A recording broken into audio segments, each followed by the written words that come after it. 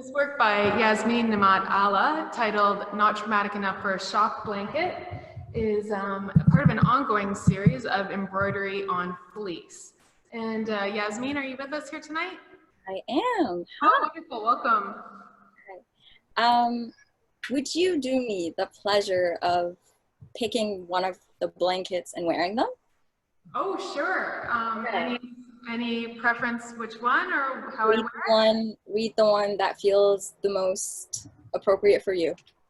Okay, wow, okay.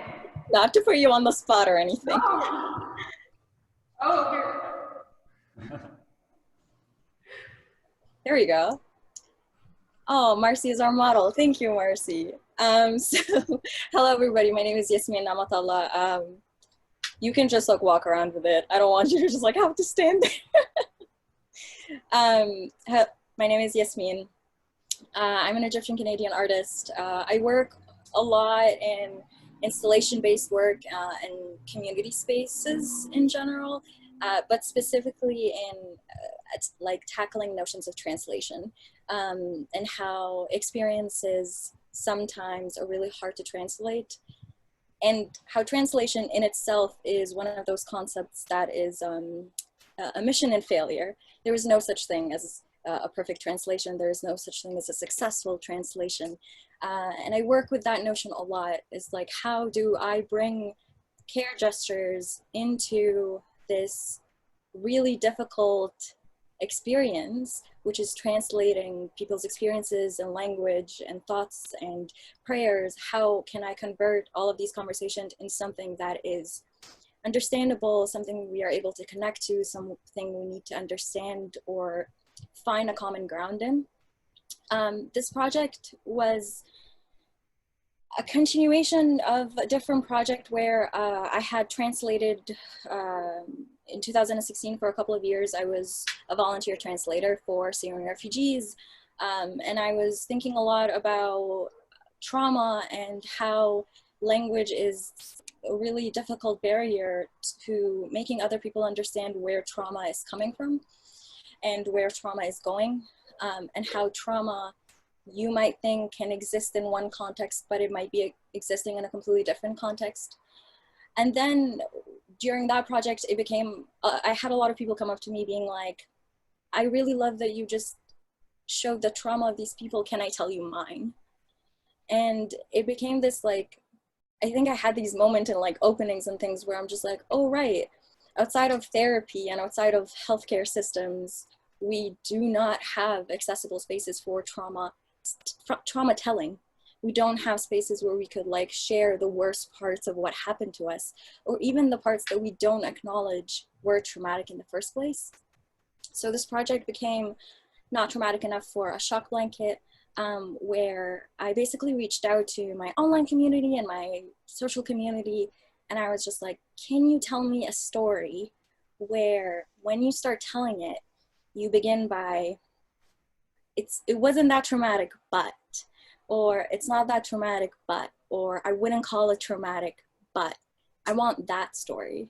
And in exchange, I will give you mine. I will give you the story that I never deemed traumatic, but definitely made me feel some type of way. And it pushed me to realize that we have a funny understanding of the hierarchy of trauma. People, I got over 90 to 100 and continuing on responses of people being like, this event occurred and it changed my life and it was terrible, but I don't think it was traumatic because I don't think I'm worthy of trauma. I don't think I'm worthy to be allowed to think that something is traumatic. And I wanted to take these stories that were success stories and failure stories and heartbreak stories and traumatic stories that we've never deemed so, and I wanted to put them on, to me, one of the most poetic objects in the world, which is the shock blanket. If you're not familiar with the shock blanket, paramedics carry them in order to put them around victims who have just like gone out of, just survived a fire or a car crash or whatever it may be. They're weighted and they're extremely warm. They're supposed to tether you to the ground. They're a poetic object on its own. But I also thought that shock and trauma while can be a momentarily thing, it can also be a lifelong thing. And what happens to the people who we never gave shock blankets to? What happens to the people who we couldn't care for during those moments? And this piece kind of became this, my attempt at a translation and a gesture at look at what people don't deem as traumatic. And if you want, take this blanket and cover yourself for whatever amount of time that you are taking in order to look at this exhibition or be in an art space or exist. And I hope that after you take it off, whatever weight that you are carrying that you don't deem good enough to talk about or to see as traumatic, I hope that the blanket takes a little bit of that weight away from you. This is an ongoing project, and I am more grateful for it than grateful for making it, because people have been so unbelievably vulnerable and kind in ways that I don't think I've ever experienced. And yeah, if you get the chance to go to the space, please wear a blanket. I hope it does as much to you as it would when you wear it in the first place. And thank you so much for sharing the space with me and allowing me to talk to you.